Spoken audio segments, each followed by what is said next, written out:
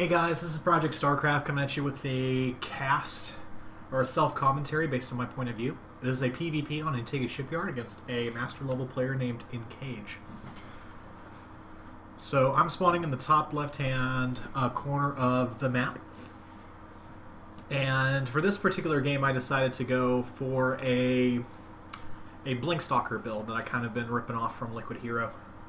And I have some good success with it, and I transitioned to Charge Slot Archon with Blink Stalker.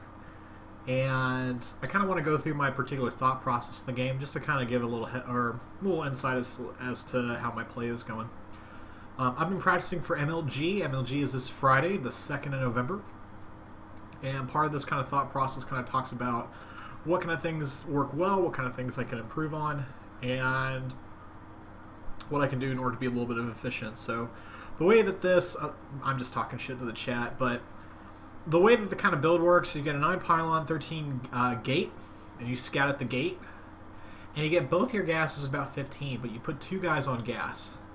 I'm actually going to be toying around, or this game I actually stick to that. I actually get quite a bit of gas, so I might do 2 on one geyser and 1 on another. I'm checking the common cheese spots before I actually go out and scout. As a Protoss player, I know that there's a lot of shisty shit occasionally. So I decided to check each of those particular sections just before I move out, just in case, you know, someone did map hacking and just sneak into my base, or just to make sure there's an proxy gates coming. So knowing that the cheese is coming is half the battle. So right here I'm getting 2 gas on 15 and... 2 gas on 15, and it doesn't interrupt my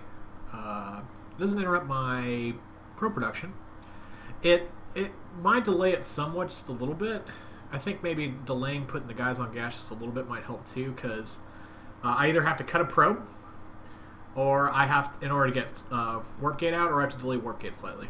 So what I'm probably going to do next time is I'm just going to cut the probe just to get warp gate out a little bit easier, that way the gas timing, because it seems like I get a lot of gas, but it's because I'm delaying the warp gate.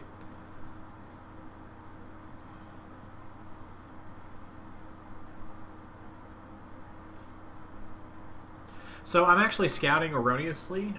What you like to do is you like to scout the base that has the third that's, well, I think it's either one or the other. I like to know if I can take a third safely, and I really can't do that if he's below me, so I guess I scouted right. But as I'm going to figure out very shortly, he's spawning cross position, which kind of helps. So I'm looking around, and I see a chrono boost. I also see warp gate, so he's chrono boosting out units. So he's chrono boosting out Stalker, not too crazy. He's got 2 guys on gas. And I didn't know how many probes he actually had, but I know that he had 2 gas, so I mean it's probably going to be a tech-oriented play. So I'm still scouting around. I'm not going to be able to go much longer, but I just want to see if he's got stuff hiding in the vents, and he does. So at this point, I know he's going to go some sort of tech route, but I just don't know what exactly yet. And the Blink Stalker route does very, very well in applying early pressure. You just got to make sure not to lose anything or lose your stalkers without doing any kind of significant damage. And I've been working on making sure that I get my stalker micro down a little bit, and I think it's a little bit better this game, but I get the rowboat about 5 minutes just in case there's any other kind of shenanigans. Gates are a little bit late, so getting the 2nd and 3rd gate. Eventually you get to the point where you can actually support 4 gates based on the stalkers, because you're microing your ass off. So your macro is going to slip a little bit with this build.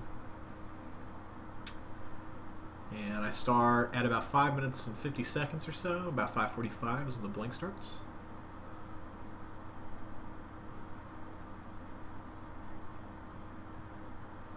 And I actually chrono boost out the observer. There's no need to do that. I think I chrono boosted it, at least from the quick glance. There's no reason to do that right now. It's going to come out at an okay time.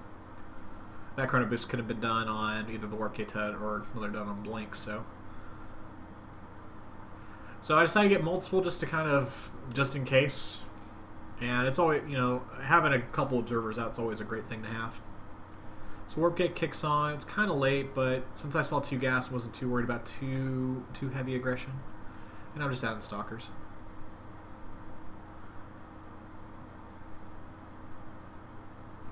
Kind of poking out just a little bit just to check to see if there's any kind of pylons laying around. Just add in stalkers when I can. And I'm trying to use the stalkers to kind of figure out what my tech my opponent is using and kind of do some harass. And ideally, I'd try to expand behind it, but I'm awful at this game. And I wasn't able to get a proxy pylon out in the map. So, so with the Immortal that I saw right there, I'm very confident he had at least one robo. Which doesn't hard counter this build, but you definitely have to keep the Immortal positioning in mind, because Immortals just do so much damage to Stalkers, and if you're not careful about it, you're just going to immediately die. Now, that pylon placement's great, because you can actually warp across the ledge, but it can be spotted very easily too. So I want to deny vision as much as I can, at least without him having to give up an observer.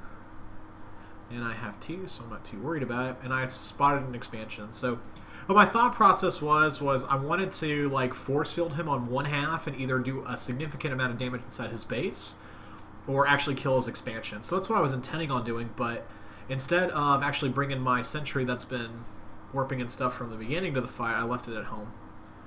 So I'm warping in 2 sentries and a zealot because I can't afford any more gas. And some reinforcing stalkers are coming in. You're going to see it blink up, and I'm focus firing these guys down. The army immediately comes in, and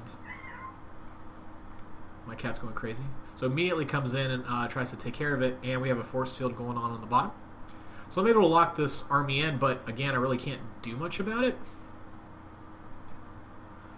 So I'm warping in more stuff to see if I can, and I really want to see if I can actually get that observer without losing too much.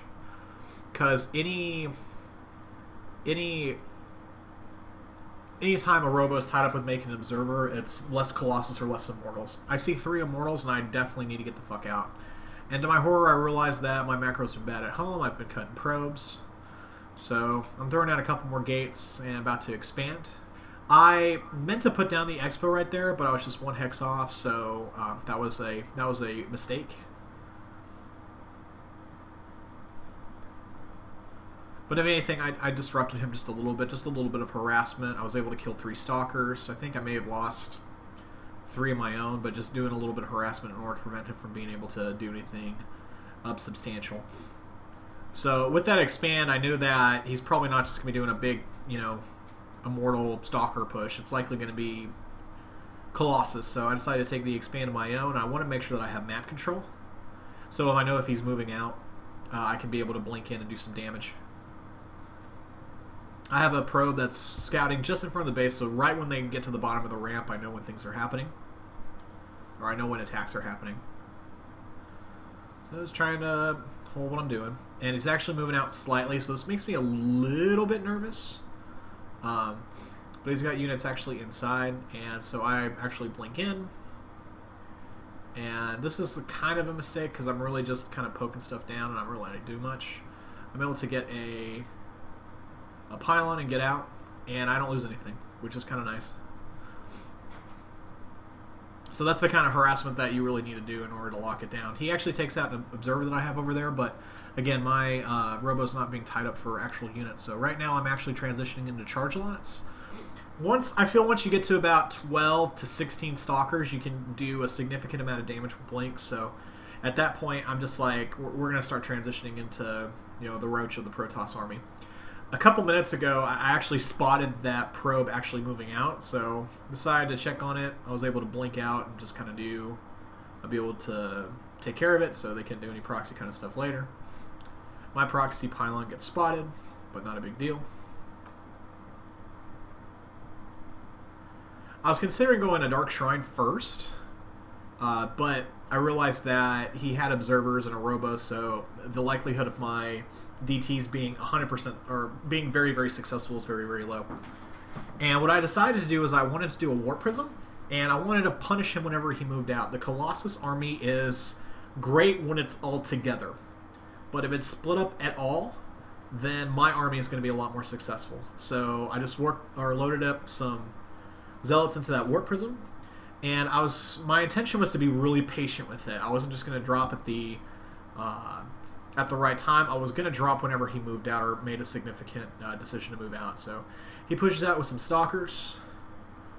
I wasn't 100% comfortable with pushing in. I was about to drop right there, but I really wanted to wait for charge to kick in order to actually be really, really successful. And I think charge is pretty close to being done. And it's done right now. I really wanted to get some Archons as well, because Archons do great in nearly all fashions. So my Warp Prism was able to spot the third right there, and he didn't have a third base, so I knew that it likely wasn't very safe for me to expand. And I was kind of poking in just to kind of see what I see. I wasn't able to see too much, but trying to get a catch on gas just to kind of see what's going on. He's got a Zealot. My Zealot actually beats it, because for some reason I actually get the first attack. I think my charge kicked in, so charge beats no charge Zealot by 1. So I know that he's not moving out to kill me, or he's in the space between me and my base, and either way I'm kind of fucked. But so right now, again, I got some map control, so if he starts moving out, I'm going to punish him. Again, just kind of checking things, and I think, no, I didn't get a good spot on that base right there. I thought maybe, I guess, I didn't think I had a third yet. So just kind of chrono boosting out, and at this time I decided now's a good time to take a third. I'm feeling pretty safe. I've got map control, and my tech's starting to kick in. I've got charge law, I've got Archons, and I've got some additional forges on the way, so upgrades are definitely going to favor me. So I decided to take my third, and I saw a red blip over there, so he's got a Zealot over there, so he knows that I'm taking the third right now. Instead of warping in units at home, which my stuff was on cooldown anyway, I decided to take the Zealots that I warped in to check on that. Now, I saw some Stalkers warping in, so it looks like that he actually caught it, but... So I'm actually, like, I was able to kill 4 Stalkers for free right there. So, again, that was a good opportunity, and just blunk out. I didn't lose anything. So warping in free, or killing free Stalkers is always desired, right? About this time I'm getting supply block, which is unfortunate. Like, that's the thing about any kind of micro-based build, is that your macro is going to slip a little bit. You just got to be prepared for that. I threw down a Colossus Den, but I don't think I was anticipating going Colossus. I didn't think that the game was going to go that long. So I was either going to get Warp Prism speed or Observer speed, just to kind of keep an eye on things. But just in case, like, we both, like, base trade almost, and we both have a Nexus in all of our probes. So just be able to have a way to kind of catch up. So my third comes online before his. And we're still kind of getting into position. Like, we're still getting ready. I've got the watchtower, so I'm pretty confident he's only got these 3 bases. If I could have done better, I could have at least sent a probe to kind of check from base to base just to make sure. But if you're going Colossus, expanding out isn't something you want to do. You want to have your ball be very, very close to each other. So I saw a big fucking ball. I didn't even look at it. I said, "All right, it's time," and I actually just warp in a bunch of units at home, and now's the time when I actually want to punish him, because there was a metric ton of red on the map. So I'm just dropping inside the base just to kind of punish him from doing so. I know that I'm not going to have... if he continues to push, I'm not going to have my upgrades in time, so I'm just trying to buy time as best I can, warping in a couple Zealots. And he's got Stalkers at home, so I decided to warp some on the high ground, some on the low ground to really punish him, and I'm able to get out. I was able to catch the Colossus working down the third, so I'm praying right now that he's actually going to allow me to get some hits in. And I charge in, and this is bad, right? All of my Zealots were charging behind my Archons, so my Archons were doing a significant amount of just, like, herp-derping right there, but just from the sheer amount of units that I actually had, I was able to take out his gateway reinforcements there. So he's got 6 Colossus running around, and that's about it. He's warping in a bunch of Zealots of his own. Decided to take out that Observer as well, and I realized that I actually got a Dark Shrine down. So I actually start warping in some DTs right here, and he doesn't have a really good kind of way to counter it. So a big boost for me, and I think it was just either from upgrades or just from raw positioning, but I was very, very lucky and very, very happy that I was able to take that kind of out. And the Zealots do significant damage inside his base that he's unable to recover from. So he taps out with a GG. That was a self-cast or a commentary. What I'm going to do a little bit different next time is just keep a tab on the other bases. This is Project Starcraft. If you enjoyed the cast, please make sure to subscribe and follow me at my other social media. Thanks, guys.